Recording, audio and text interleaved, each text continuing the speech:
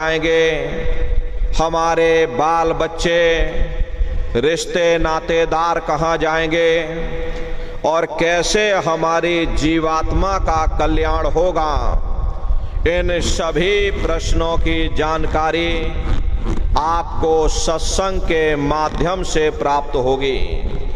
इसलिए प्रेमी भाई बहनों, एक एक वचन को बड़े ध्यान के साथ आप लोग सुनिएगा। आप अपना कीमती समय निकाल करके यहाँ पर पधारे हो तो अपने समय का पूरा सदुपयोग करिएगा। एक एक वचन को बड़े ध्यान के साथ सुनना और समझने की कोशिश करना। प्रेमी भाई बहनों, ये मनुष्य शरीर हम लोगों को बड़े सौभाग्य से प्राप्त हुआ। ये जीवन बहुत अनमोल है। उस परम पिता परमात्मा ने हमको यह जीवन केवल इसीलिए दिया ताकि हम जीते जी उस प्रभु की भक्ति करके अपनी जीवात्मा का कल्याण करा सकें। ये पांच तत्वों का पुतला, ये पंच भौतिक शरीर हम लोगों को एक निश्चित समय के लिए मिला हुआ। एक निश्चित समय को हम आप नहीं जानते हैं, किंतु जिसका ये मकान है, जिसका ये शरीर है, वो अवश्य ही जानता है।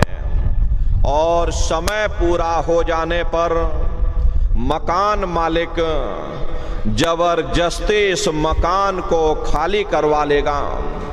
उस समय न जमीन जायदाद काम आएगी, ना ये धन संपत्ति काम आएगी। जीवात्मा को निकाल करके इस शरीर से बाहर कर दिया जाएगा। ये शरीर हमारा आपका यहीं जमीन पर गिर पड़ेगा, क्योंकि जीवात्मा के निकल जाने के बाद में ये शरीर सिर्फ एक माटी का पुतला है, उससे ज्यादा कुछ भी नहीं। आप इस मिट्टी के पुतले को ले जाकर शमशान भूमि पर जला करके राख कर दोगे, हमारा आपका नाम, हमारी आपकी जात बिरादरी उसी शमशान भूमि पर जल करके राख हो जाएगी। महात्मा प्रेम से जीवों को समझाते हैं कि भाई मिली नरदेह या तुमको, बनाओ काज कुछ अपना और पचो मत इस जग में, जानियो रैन का सुपना।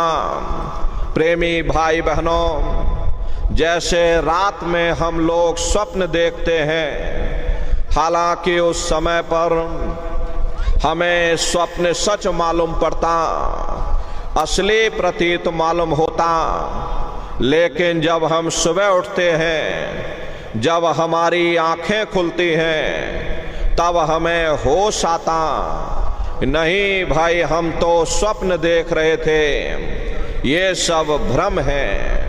ठीक उसी प्रकार से ये दुनिया भी 10, 20, 100 साल का स्वप्न है। अब आप कहोगे हम जाग रहे, परंतु प्रेमी भाई बहनों, ऐसा हरगिज नहीं है। जिस दिन मौत का वक्त आएगा, हम आप रोएंगे, हाय हाय करके चिल्लाएंगे कि हाय हमने सारी जिंदगी यूं ही स्वप्न में गुजार दी। जागने का समय तो अभी आया था, जो कुछ करना था अभी करना था। लेकिन प्रेमी भाई बहनों, अब पछताए होत क्या, जब चिड़िया चुग गई खेत। महात्मा प्रेम से जीवों को समझाते हैं कि भाई देह और ग्रह सब झूठा, भरम में काहे को खपना। ये घर बार हमारा अपना नहीं, हरे पराया देश है। ये सराय खाना है, ये मुसाफिर खाना है। ये शरीर भी तुम्हारा अपना नहीं, ये भी काल का पिंजरा है, किराए का मकान है, पराया मकान है। किसी को 40-50 साल के लिए मिला, किसी को 80-90-100 साल के लिए मिल गया। जितने जितने श्वास उस मालिक ने बख्शे हैं, उसे भुगतने के बाद में हमें इस शरीर को यहीं छोड़ जाना। श्वास दुधारा नित्य ही जारी, एक दिन खाली चाम। प्रेमी भाई बहनों, एक तालाब पानी से चाहे कितना भी क्यों ना भरा हो, आप एक छोटी सी नाली काट कर खोल देना, तालाब में छोटा सा छेद कर देना, तो सारा पानी ही तालाब से बाहर निकल जाएगा। ठीक उसी प्रकार से हमारा ये शरीर भी श्वासों का भंडार है। जब तक श्वासों का भंडार जारी है, हम दुनिया के काम काज में फंसे हुए, दुनिया के कारोबार में हम आप उलझे हुए। लेकिन जिस वक्त ये श्वासों का भंडार खाली होगा, हरे टेलीफोन खड़क जाएंगे, तार पहुंच जाएंगे, संदेश पहुंच जाएंगे, सब रिश्ते नातेदार, सब कुटुंब परिवार वाले, सब अड़ोस पड़ोस वाले मिनटों सेकंडों में इकट्ठा हो जाएंगे। प्रेमी भाई बहनों, जिस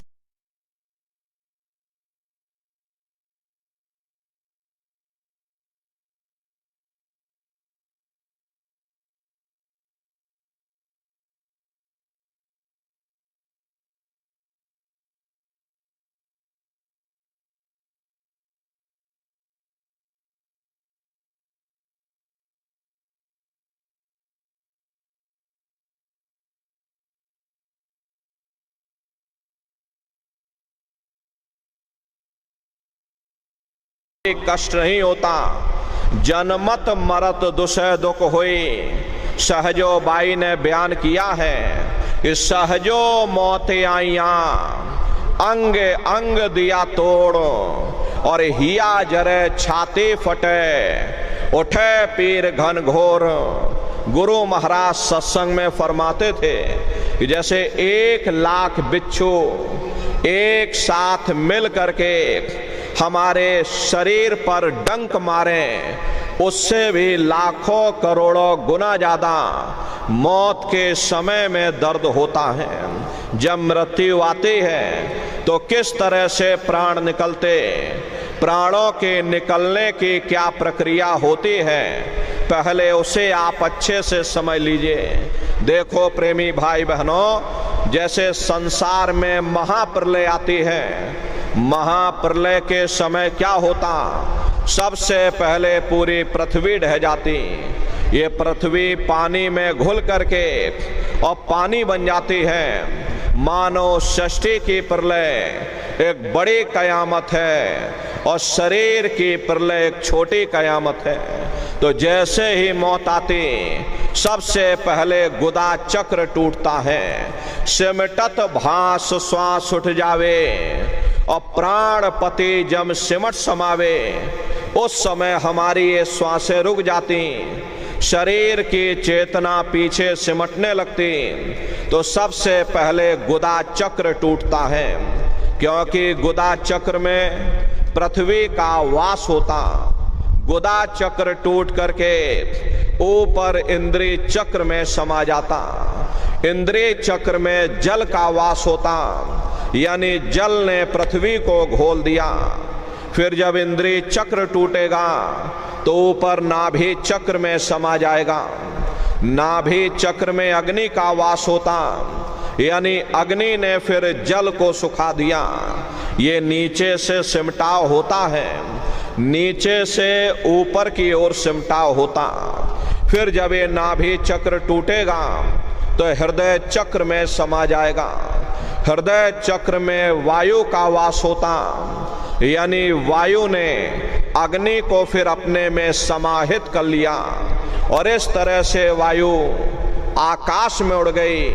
ये आंखों की पुतलियां ऊपर पलट जाती हैं, मुंह खुला का खुला रह जाता।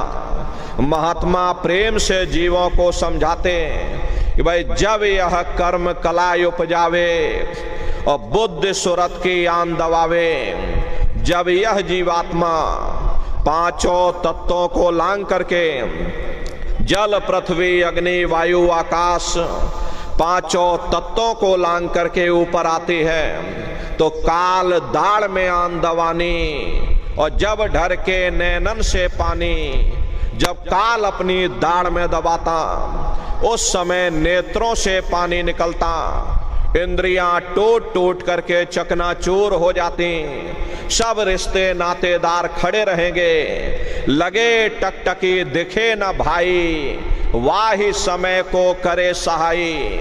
उस समय जीव टकटकी लगाकर देखता कि कोई मेरी मदद कर दे, कोई मेरी सहायता कर दे, कोई मुझे बचा ले। लेकिन प्रेमी भाई बहनों, सब नात रिश्तेदार खड़े रह जाएंगे, डॉक्टर वैद हकीम सब आपको घेरे रह जाएंगे, लेकिन उस समय आपको कोई बचा नहीं पाता। यमदूत आते हैं, प्राणों की डोरी को तोड़ देते और जीवात्मा को खींच करके इस शरीर से बाहर कर दिया जाता। जैसे ही ये जीवात्मा शरीर से अलग हुई, ये शरीर हमारा आपका मिट्टी हो जाता। फिर इस मिट्टी को एक रात अपने घर में कोई रखने को तैयार नहीं होता। अरे आपके कितने भी सगे संबंधी क्यों ना हो, खास नात रिश्तेदार क्यों ना हो, लेकिन एक रात कोई घर में मट्टी रखने के लिए तैयार नहीं होते। कहते भाई जल्दी करो जल्दी करो, अब इनकी शक्ल देखने में हमको डर लग रहा, जल्दी से बाजार से कफन खरीद के लाओ, जल्दी से लकड़ियां खरीद के लाओ, अरे जल्दी से चिता तैयार करो, इनको घर में से जल्दी से उठा ले जाओ, वहीं शमशान भूमि पर जला देना। ये जो घर में इनके कपड़े लत्ते पड़े हुए, अरे इनके कपड़े लत्ते भी उठा ले जाओ, वहीं शमशान भूमि पर जला देना। जिस बिस्तर पर ये लेटे रहे, ये बिस्तर भी अशुद्ध हो गया, अब इनकी छुई हुई चीज हमको घर में एक नहीं चाहिए, इसलिए इनका बिस्तर भी उठा ले जाओ, वहीं शमशान भूमि पर जला देना।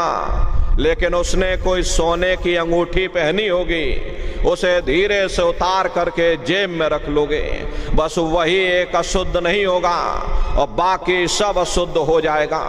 हरे महात्मा कहते हैं कि भाई कुटुंब परिवार मतलब काम, बिना धन पास नहीं जाए। ये रिश्ते नातेदार, ये कुटुंब परिवार वाले, ये सब स्वार्थ के संगी साथी।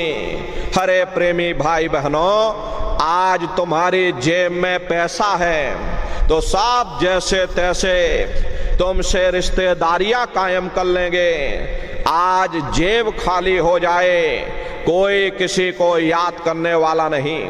13 दिन बाद 13वीं मना दोगे, लड्डू पूड़ी पकवान बना करके खिला दोगे, फिर जाने वाले को कोई याद नहीं करता।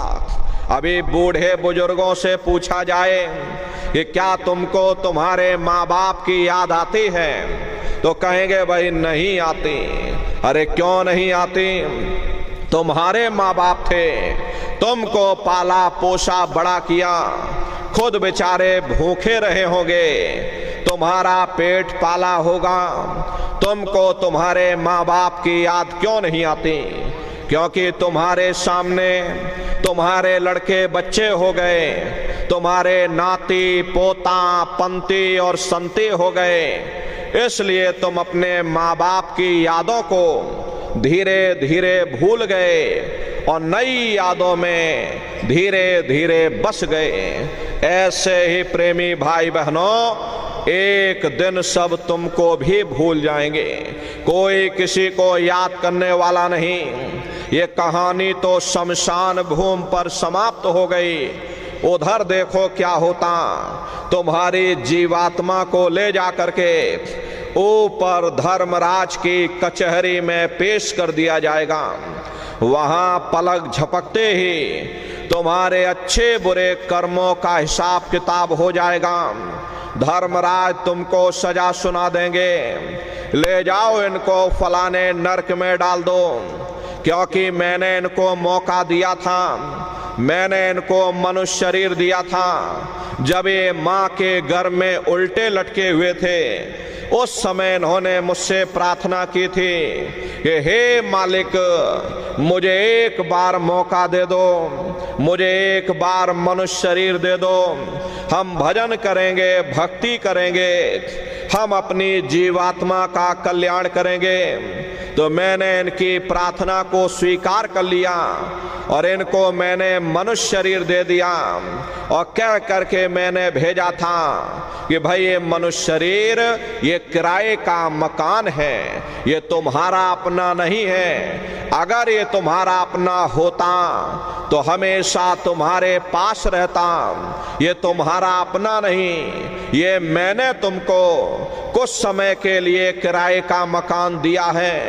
हाँ, तुम अपनी जीवात्मा को मेरे किराए के मकान में बैठा करके मालिक की भक्ति करके अपनी जीवात्मा का कल्याण करा लेना। मैंने कुछ समय के लिए तुम सबको ये किराए का मकान दिया, जब समय पूरा होगा मैं अपने सिपाहियों को भेजूंगा, उस समय पर तुम मेरे मकान को खाली कर देना। लेकिन इतना ध्यान रखना कि जैसा साफ सुथरा मैंने तुमको ये किराए का मकान दिया, वैसा ही साफ सुथरा तुम मुझको वापस लौटाना। लेकिन इस किराए के मकान में बैठ करके इन्होंने अच्छे बुरे कर्म कर डाले, मेरे किराए के मकान को इन्होंने अपने कर्मों से गंदा कर दिया, इसलिए कर्मों की सजा इनको मिलेगी। ले जाओ इनको फलाने नरक में डाल दो। अरे महात्मा कभी झूठ नहीं बोलते। महात्माओं ने जब साधना किया, साधना करके जब ऊपर गए और ऊपर जा करके जब उन्होंने नरकों का हाल देखा, तो हमारी आपकी जानकारी के लिए उन्होंने किताबों में लिख दिया कि लोह के खम्भ तपत के माही, और जहां जीव को ले चिपटाई वहां लोहे के खंबे अग्नि से धधक धधक कर लाल हो रहे। ऐसे खोटे जीवों को उन खंभों में चिपटाया जाता। वाही समय की कहां सुनाई, लोहा अगन धमन धोकाई, जो धम मन से धोक लोहारा, लोहा जो अग्नि में डारा। जिस तरह से लोहार लोहे को अग्नि की भट्टी में तपा करके लाल करता, ऐसे ही प्रेमी भाई बहनों वहां भी बड़े बड़े खंबे अग्नि की भट्टी में तप करके लाल हो रहे। ऐसे खोटे जीवों को उन खंभों में चिपटाया जाता। जीव हाय हाय करके तड़फता है, तड़फ तड़फ जीव जुलम बुखारी, तपत खम्भ दुखी उपजे भारी। असहनी वेदना होती, असहनी दुख दर्द होता, जीव वहां रोता चिल्लाता रहता। वहां कोई तुम्हारी पुकार सुनने वाला नहीं, कोई तुम्हारी दर्द भरी आवाज को सुनने वाला नहीं। हरे नर नारियों, ये दुर्दशा क्यों हो गई? क्योंकि हम लोग मनमुखी हो गए, मन के कहे पर चलने लग गए, मन के कहे पर चल करके अच्छे बुरे कर्म करने लग गए। कर्मों का ये जखीरा अंबार के अंबार हमने अपने सिर पर लाद लिए, आज उन्हीं कर्मों का भोग पा रहे। हरे महात्मा कहते हैं कि नर के अनेक अने और हैं, कहाँ लग कहूँ बखान, दुख भोगते यह जीव जो जाने जो भोग समान।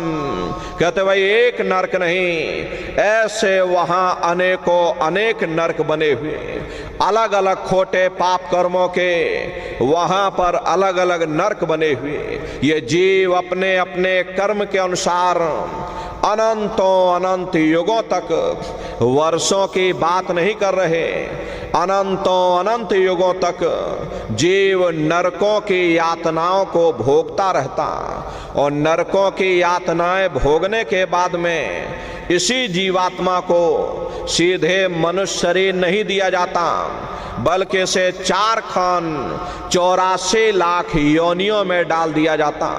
जैसे बच्चा होता है, बच्चा पहले कक्षा 1 पास करेगा, फिर कक्षा 2 में जाएगा, ऐसे ही वहां पर भी पूरा चैनल बना हुआ।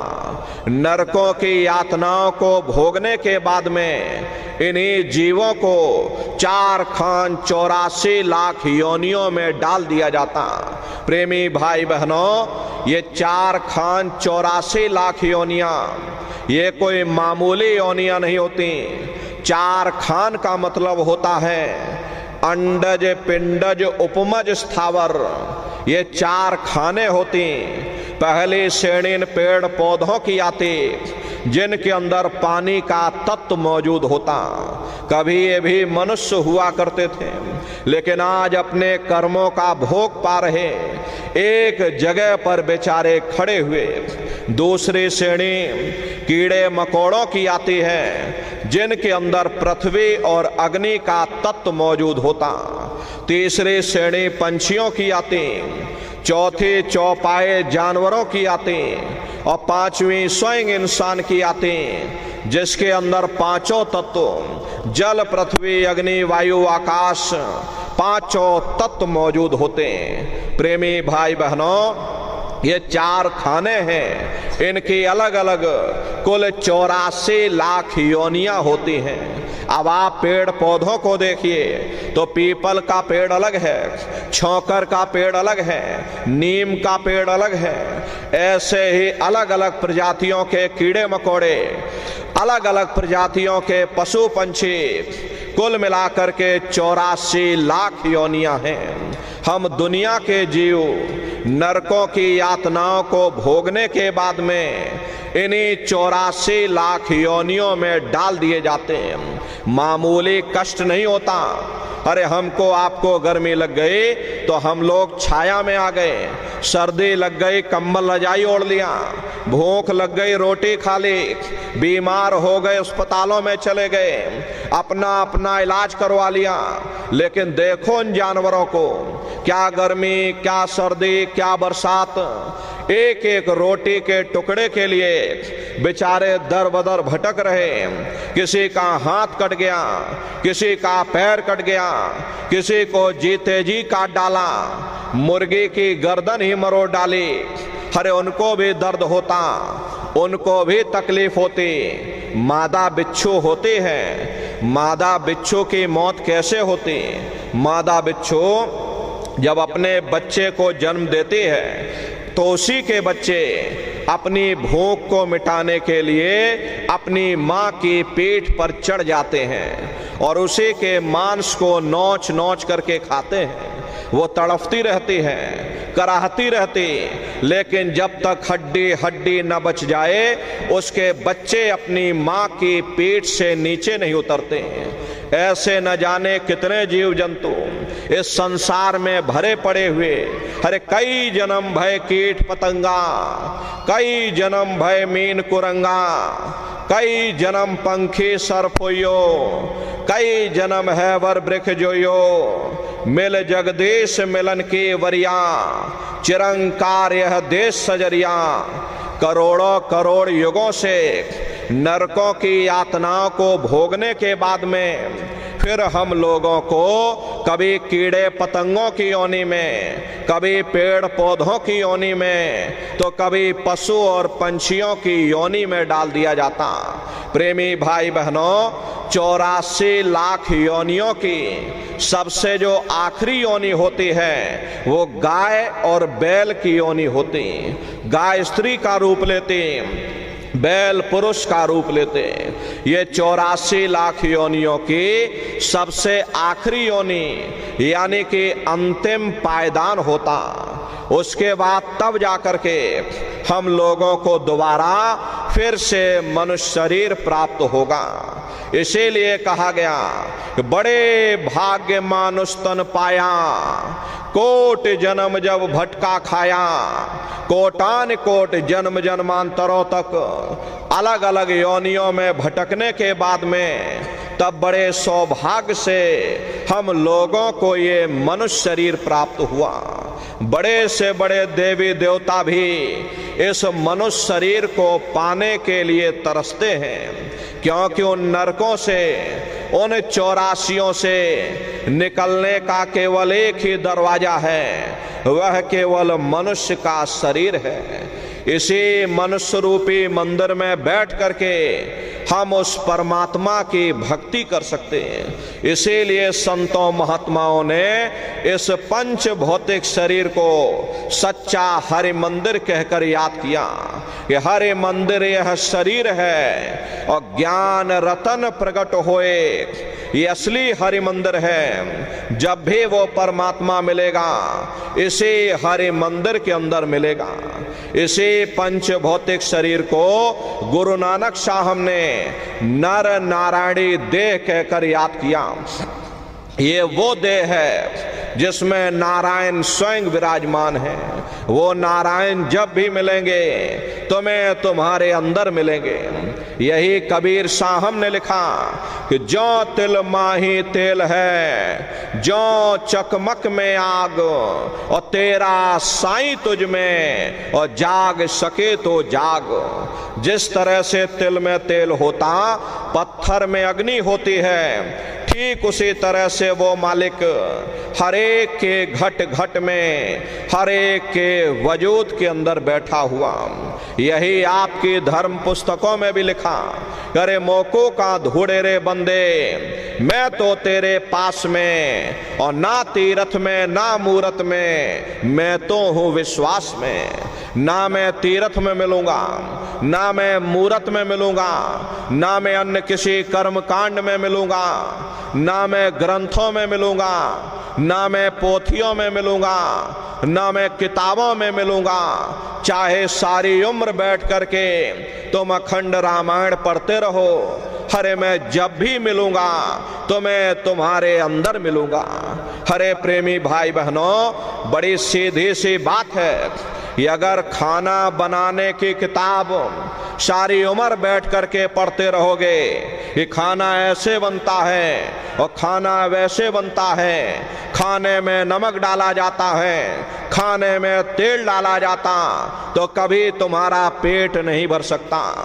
जब तक आप खाना बनाओगे नहीं, उसे खाओगे नहीं, कभी तुम्हारा पेट नहीं भर सकता। हम वेदों की निंदा नहीं करते, हम ग्रंथों की निंदा नहीं करते, हम गीता कुरान बाइबल की निंदा नहीं करते। अरे वेद शास्त्र गीता कुरान बाइबल कहती है कि भाई मनुष्य के अंदर अंड खंड ब्रह्मांड है, स्वयं वो परमात्मा इसके अंदर बैठा। चलो अंदर चलो, अंदर चल करके उस परमात्मा का दर्शन दीदार करो। अब सवाल ये उठता है कि भाई आखिर हम अपने अंदर जा करके उस परमात्मा का दर्शन कैसे करेंगे? तो इसके लिए संतों महात्माओं ने केवल 3 साधन बताए। साधन 3 सारे उनवर ने, और साधन सब थोथे मान। इस कलयुग में उस मालिक को पाने के लिए महात्माओं ने केवल 3 साधना बताई। पहला है सुमरन, दूसरा है ध्यान, और तीसरा है भजन।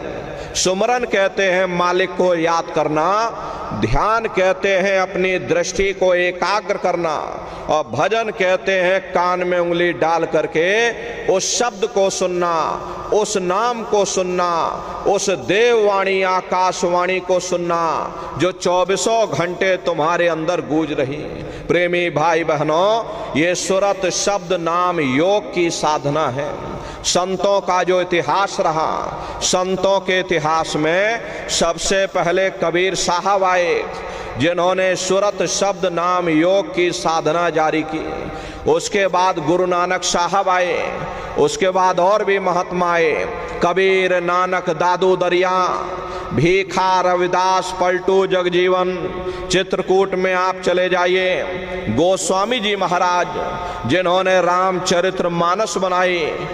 आप राजस्थान की धरती पर देखिए, मीराबाई हुई, सहजोबाई हुई, उन्होंने भी उस मालिक को पाया तो सुरत शब्द नाम योग की साधना करके पाया। प्रेमी भाई बहनों, ये सुरत शब्द नाम योग की साधना है। प्रेमी भाई बहनों, इस साधना की 3 क्रियाएं हैं। पहला सुमरन, दूसरा ध्यान और तीसरा भजन। तो कैसे आप लोग सुमरन करोगे, कैसे आप लोग ध्यान करोगे और कैसे आप लोग भजन करोगे, जरा अच्छी तरह समझिए।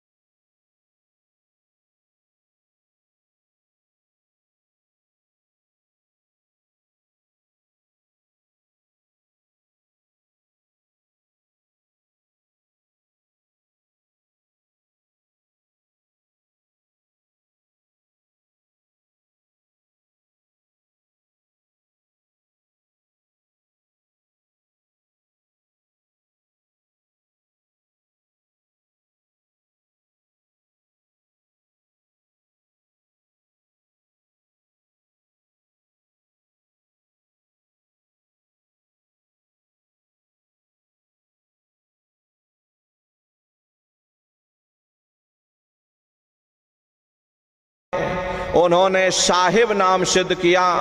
गुरु नानक साहब आए, उन्होंने वाहे गुरु नाम सिद्ध किया।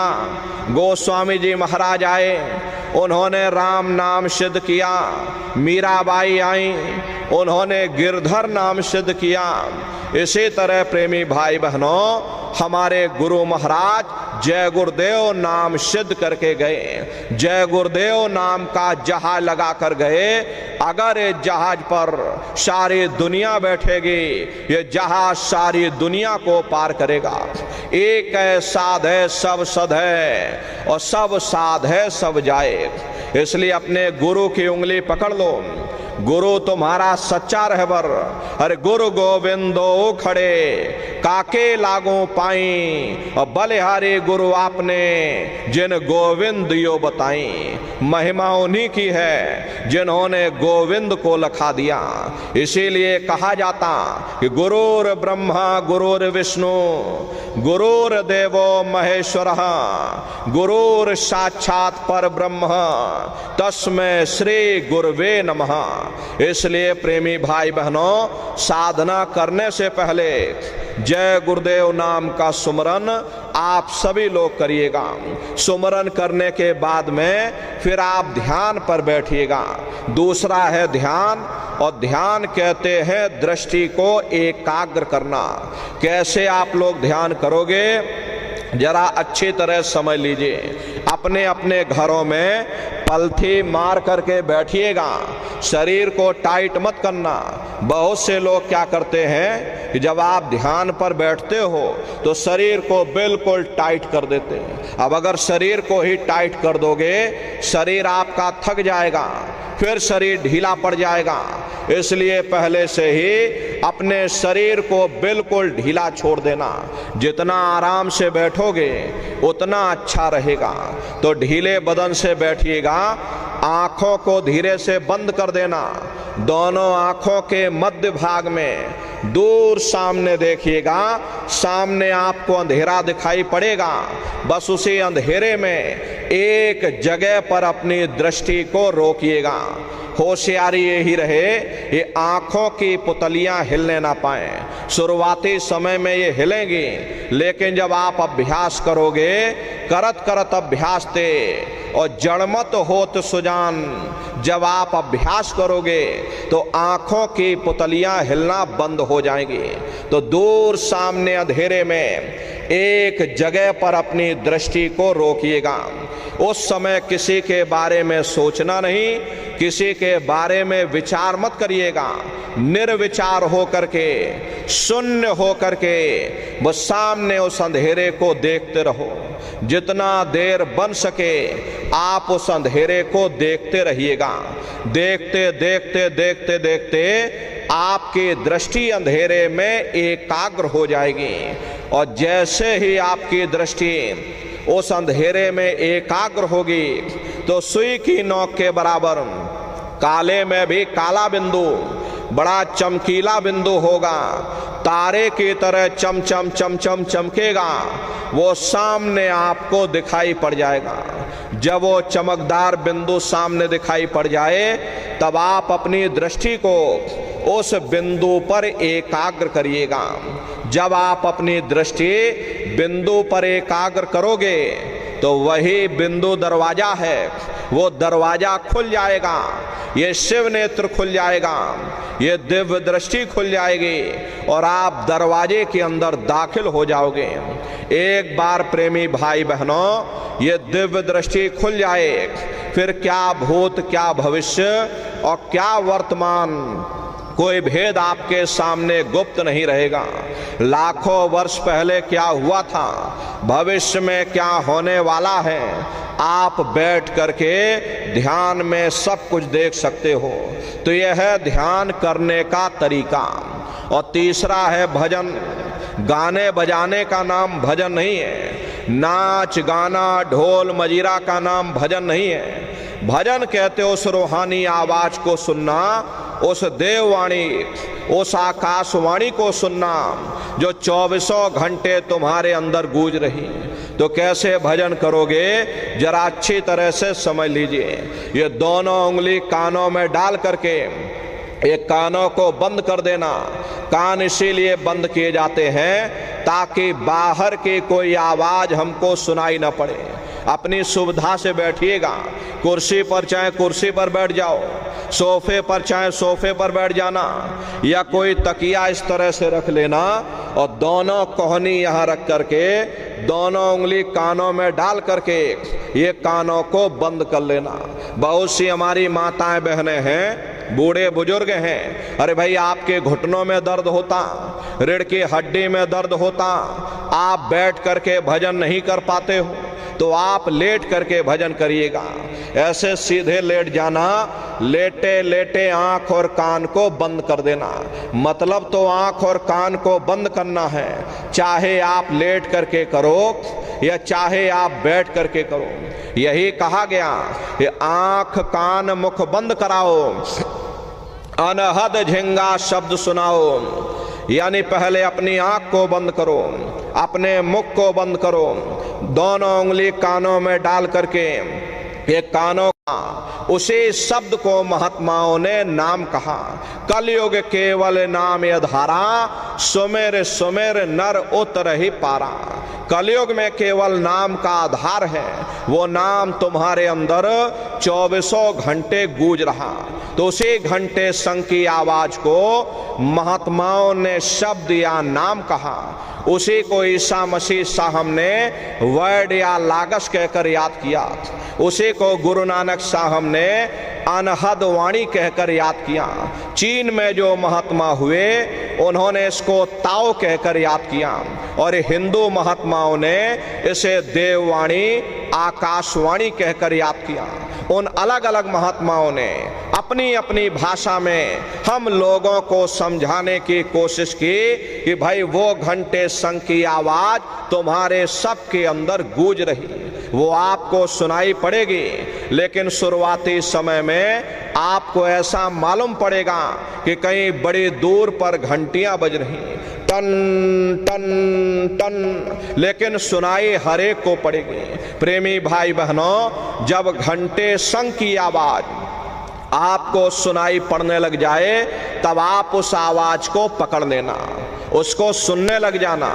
जब आप उसको सुनने लग जाओगे तो वो आवाज धीरे धीरे बढ़ना शुरू होगी और बढ़ते बढ़ते इस कदर बढ़ेगी कि आपके रोम रोम में घंटे और शंख की आवाज गूंजने लग जाएगी।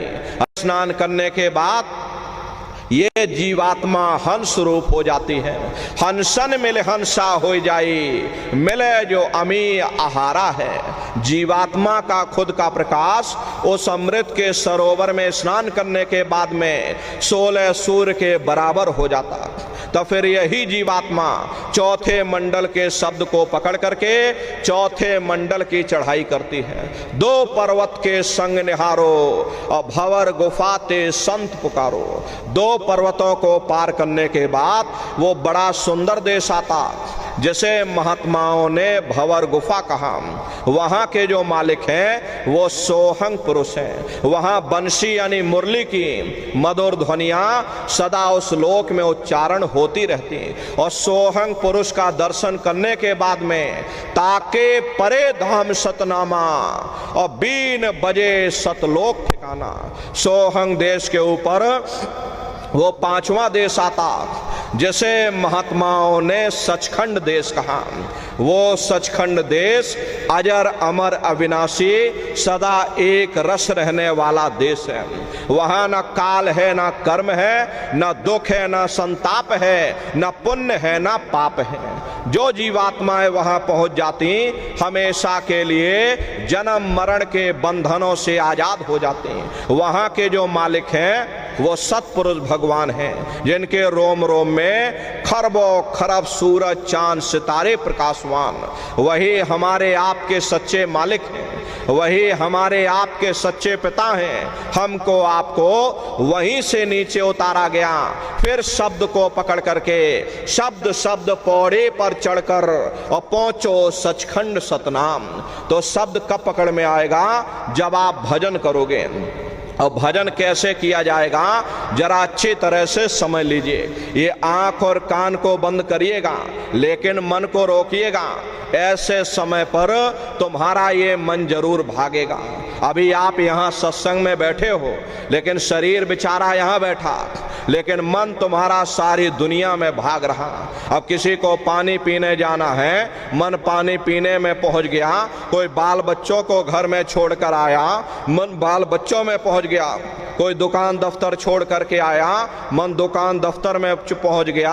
कोई खेती बाड़ी छोड़ करके आया, शरीर बेचारा यहाँ बैठा, मन खेत में जुताई कर रहा। तो ऐसे भजन से कोई लाभ नहीं होगा। जिन्होंने मार मन डाला उन्हीं को सूरमा कहना, बड़ा बैरी मन घट में इसी का जीतना कठना। अगर दुनिया में कोई हमारा दुश्मन है वो केवल हमारा मन है। ये मन रूपी रावण कब मरेगा?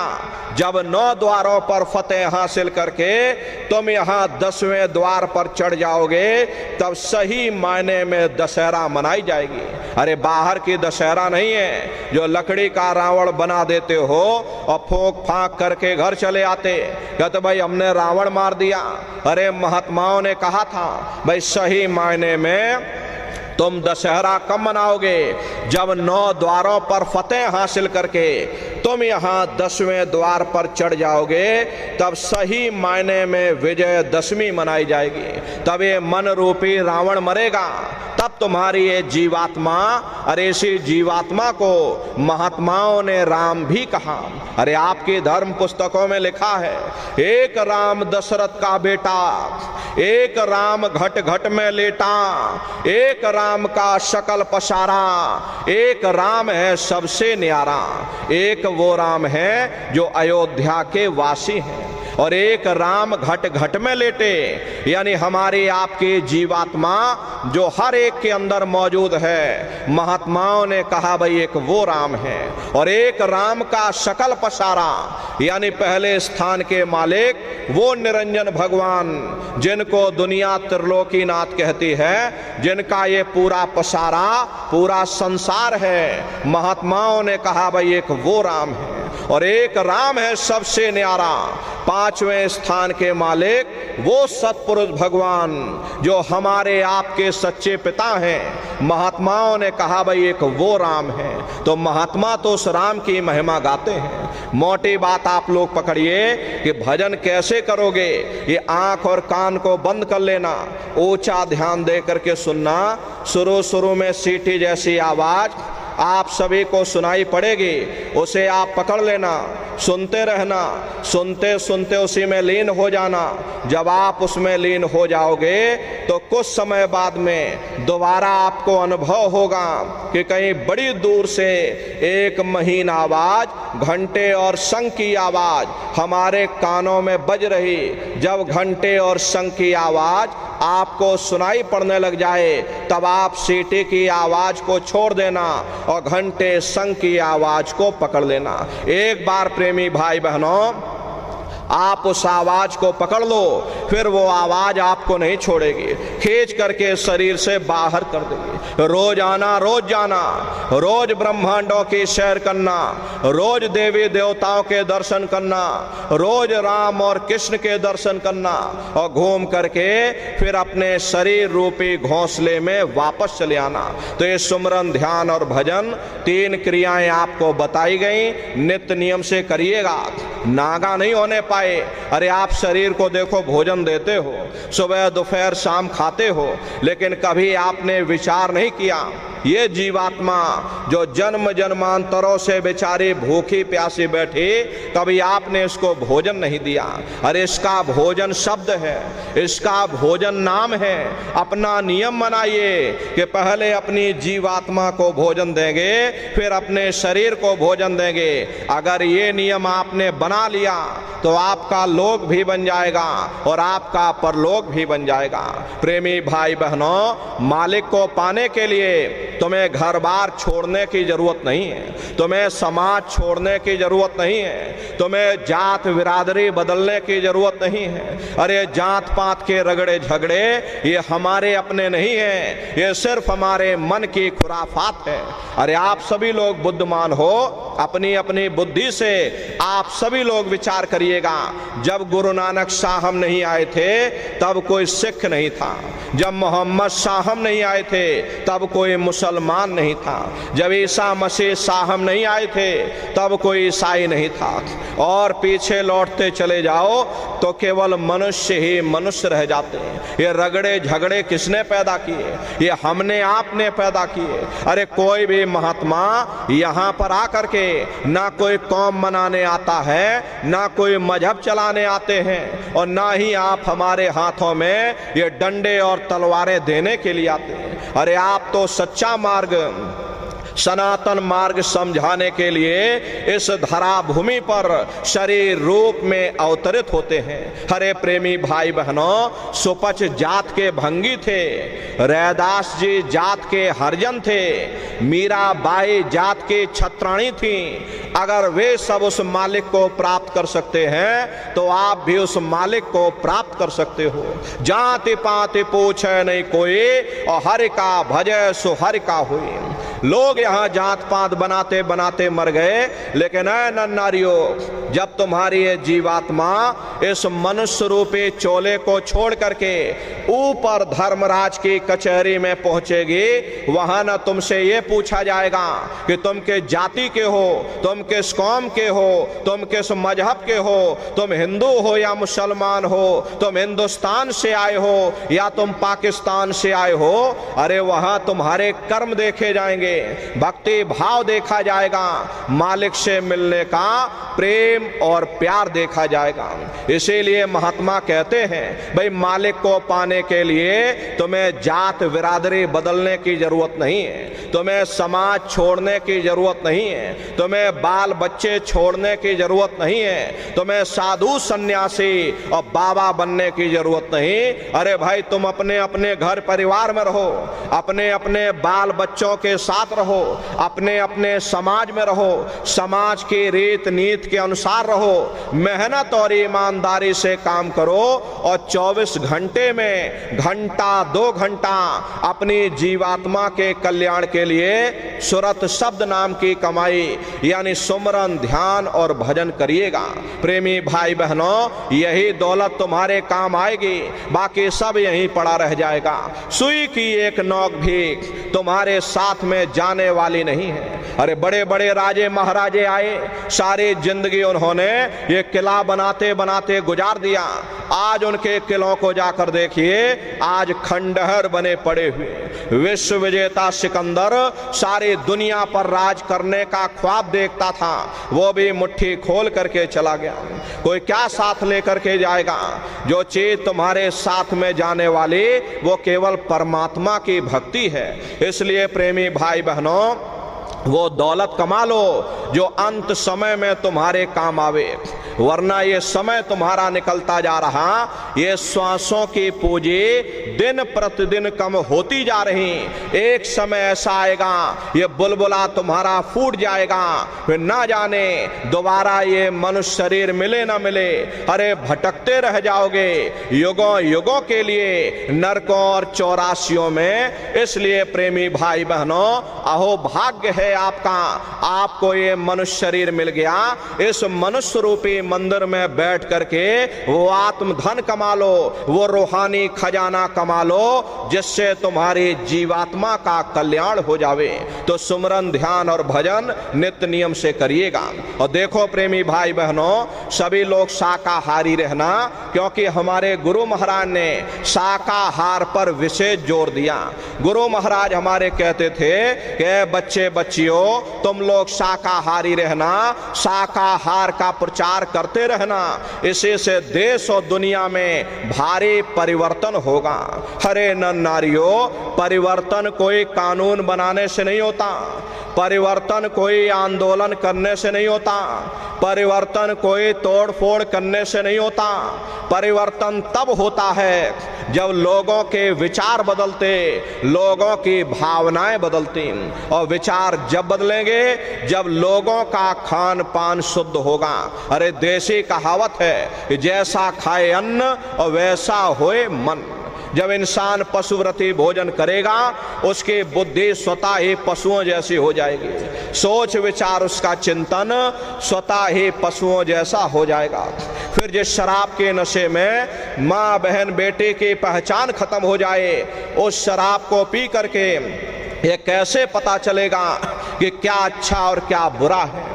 यही कारण है कि आज घर समाज में ये दुनिया भर के अत्याचार और दुनिया भर के व्यभिचार फैले हुए। अरे हम लोग मंदिर बनवाते हैं, उन मंदिरों में नहा धो करके जाते, कहते भाई परमात्मा के रहने की जगह है, हमको नहा धो करके जाना चाहिए, फूल अगरबत्ती ले जाना चाहिए। कोई उन मंदिरों में कूड़ा कचरा नहीं डालता। अगर कूड़ा कचरा डालोगे तो आपस में लाठियां चल जाएंगी। फिर ये जो हरि मंदिर है, ये पंच भौतिक शरीर जिसे महात्माओं ने हरि मंदिर कहा, अरे इसमें तुम हाड़ मांस के लोथड़े डालते हो, इसमें तुम शराब के कतरे डालते हो। अपने बनाए हुए मंदिर की आप कद्र करोगे और परमात्मा के बनाए हुए इस हरि मंदिर को तुमने जीते जी कब्रिस्तान बना दिया तो सख्त सजा मिलेगी। अरे महात्माओं ने लिखा है कि तिल भर मच्छी खाई के कोटि गौ दे दान, और काशी करवट जा मरे निश्चय नरक निदान। यदि तिल भर भी मच्छी खा करके फिर चाहे कोटान कोट गौओं का दान करो और काशी में जा करके मत्था रगड़ते रगड़ते अपनी पूरी जिंदगी वहां गुजार दो, फिर भी तुमको तुम्हारे गुनाहों की सजा मिलेगी, कोई बच नहीं सकता। क्योंकि ये कर्म भूमि है, यहां तुम जैसा कर्म करोगे वैसा फल तुमको मिलेगा। देखिए इस कर्म भूमि पर कृष्ण भगवान तक नहीं बच पाए। उस समय बाली को छिप करके बाण मारा, वही बाली कृष्ण अवतार में बहेलिया बनकर आ गया। कृष्ण भगवान के पैरों में पद्म चमकता था, हिरण की आंख समझ करके और बहेलिये ने निशाना मार दिया। जब पास में आकर के देखा कृष्ण भगवान थे, अफसोस करने लगे, लेकिन कृष्ण भगवान ने उसको समझाया इसमें तुम्हारा कोई दोष नहीं, उस समय हमने तुमको मारा, आज तुमने हमको मार दिया, हमारा तुम्हारा अदला बदला पूरा हो गया।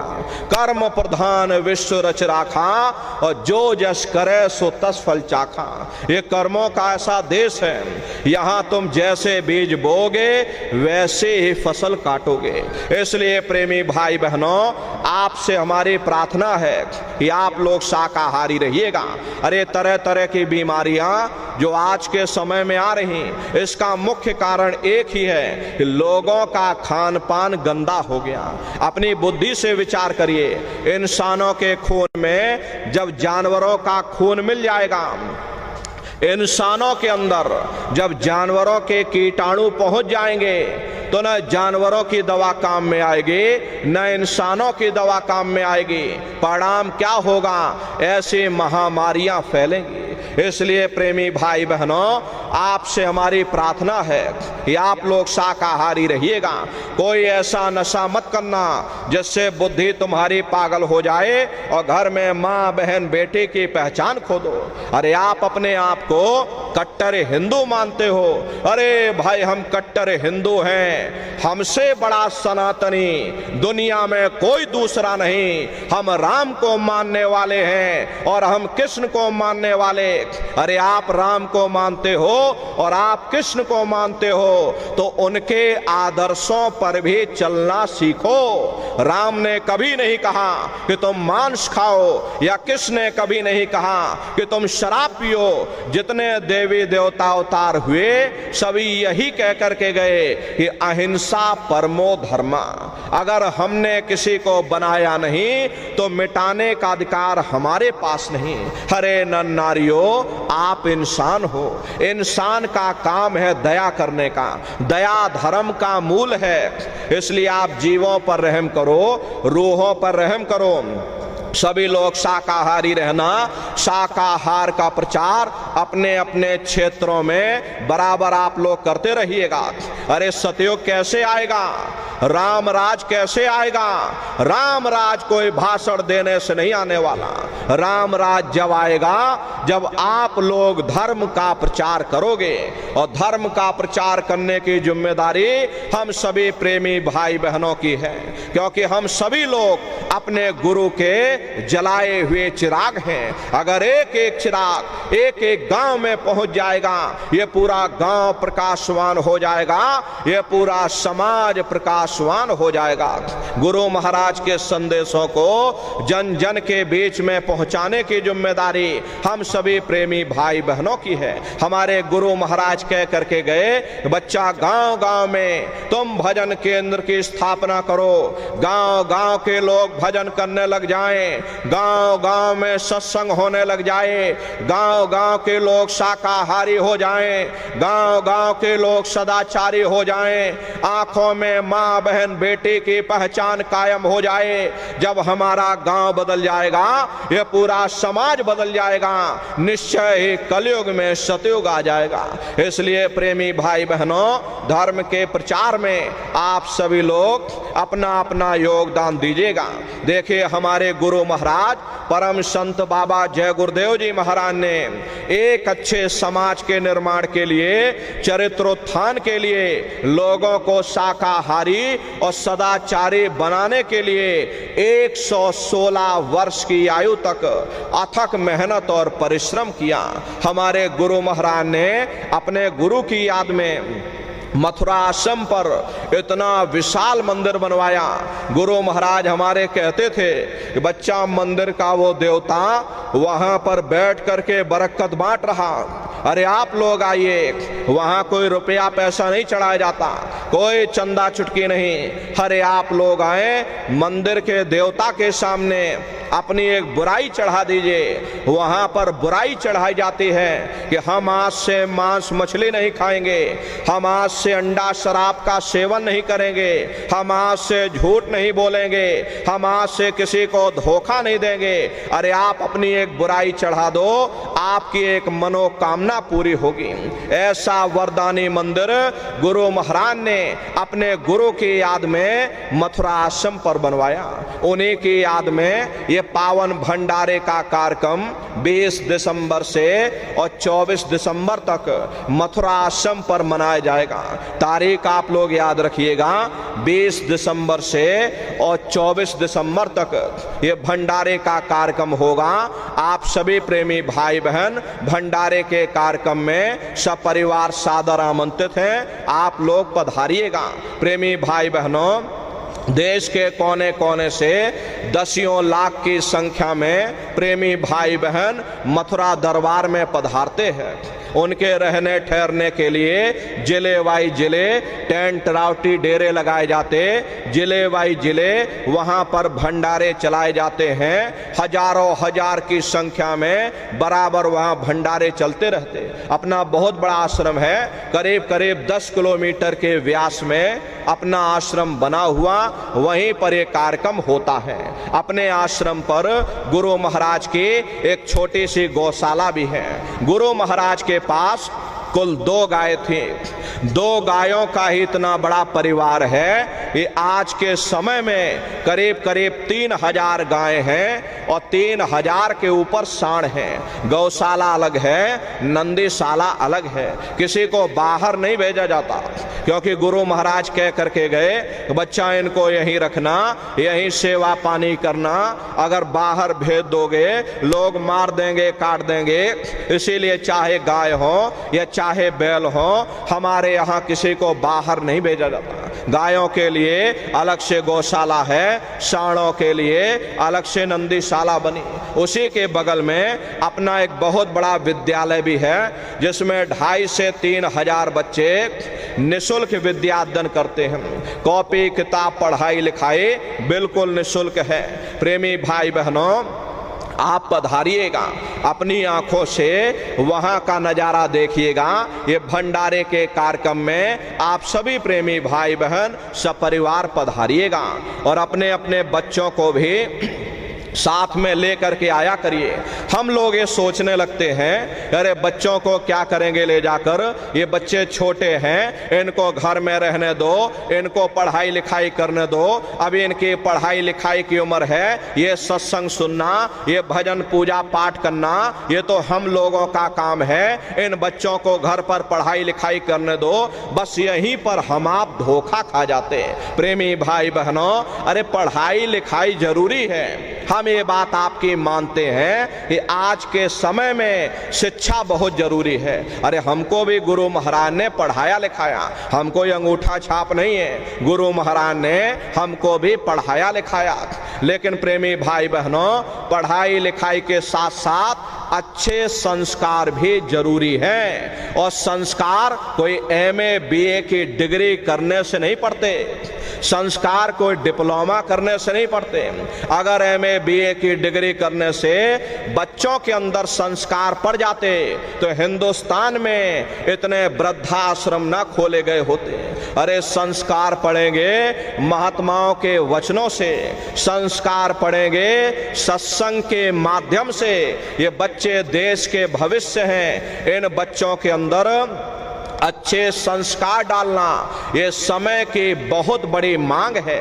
अरे आज के समय में बच्चों के अंदर संस्कारों की कमी देखी जा रही है, वरना पहले के समय में अकेले माँ बाप अपने 4-4 बच्चों को पाल लेते थे, लेकिन आज के समय में वही 4-4 बच्चे, वही MA BA और डिग्री और डिप्लोमा किए हुए बच्चे अपने माँ बाप को रोटी नहीं खिला पा रहे। शादी हो जाती है, घर परिवार बांट करके रख दिया, जमीन जायदाद बांट करके रख दी, चूल्हा चौका बांट करके रख दिया, यहां तक कि माँ बाप को भी बांट करके रख दिया। 10 दिन तुम हमारे घर में छोड़ दो और 10 दिन बाद तुम अपने घर में ले जाना। प्रेमी भाई बहनों, ये संस्कारों की बहुत बड़ी कमी है। ऐ माताओं बहनों, ये बच्चे तुम्हारी धरोहर हैं, ये बच्चे तुम्हारी पूंजी हैं। अपनी पूंजी को संभाल करके रखिए, इनको बचपन से आप तैयार करिए, इनको अच्छी शिक्षा देना, इनको अच्छे संस्कार देना, इनको शाकाहारी बनाना, इनको सदाचारी बनाना, इनको चरित्रवान बनाना। अरे इनको भी तुम राम और कृष्ण बना दो, यही बच्चे बड़े हो करके माँ बाप का नाम रोशन करेंगे, घर और समाज का नाम रोशन करेंगे। इसलिए प्रेमी भाई बहनों, अपने अपने बच्चों के साथ, इष्ट मिष्ट परिवार वालों के साथ आप सभी प्रेमी भाई बहन भंडारे के कार्यक्रम में सब परिवार सादर आमंत्रित हैं। आप लोग पधारिएगा और सुमरन, ध्यान और भजन बराबर आप लोग करते रहना। इतना जान लीजिए प्रेमी भाई बहनों, ये रास्ता बिल्कुल सच्चा है। आप करोगे, आपको अनुभव होगा, दिखाई भी देगा, सुनाई भी पड़ेगा। अरे आपका लोक भी बन जाएगा और आपका परलोक भी बन जाएगा। इसी के साथ अब हम अपनी वाणी को विराम देते हैं। आप लोगों ने अपना कीमती समय हमको दिया, इसके लिए आप सभी प्रेमी भाई बहनों को बहुत बहुत साधुवाद है। कहने सुनने में यदि हमसे कोई गलती हुई हो, अरे हम तो छोटे हैं, आप सभी लोग हमारी माताएं बहनें बूढ़े बुजुर्ग हमको छोटा समझ करके आप सभी प्रेमी भाई बहन हमको क्षमा कीजिएगा। बोलो जय गुरुदेव। भाई बहनों, अभी हम नीचे उतर जाएंगे, बारी बारी से आप लोगों से मिल भी लेंगे, लेकिन आप लोग कोई धक्का मुक्की जल्दबाजी मत करिएगा, आराम आराम से आइएगा। सबसे पहले माताएं बहनें आएंगी, उसके बाद भाई लोग आएंगे। माताओं बहनों, अपने सिर को ऊपर ढक करके आइएगा। सामने उधर सत्संग का प्रसाद आपको मिलेगा, सत्संग का प्रसाद लेकर के तो आप लोग अपने अपने घरों की तरफ पहुंचाइएगा। और आप सभी लोग खड़े हो जाइए, खड़े होकर के मालिक के पावन नाम का सभी प्रेमी भाई बहन प्रेम के साथ में उच्चारण करिए। बोलो जय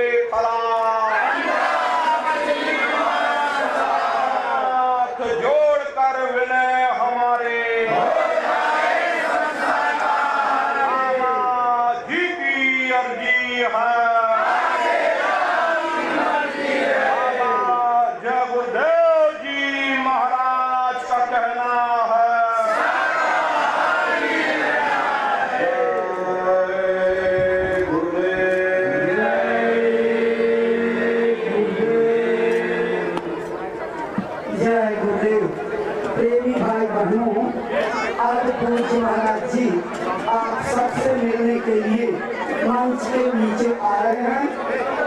भाई लोग थोड़ा धैर्य रखेंगे।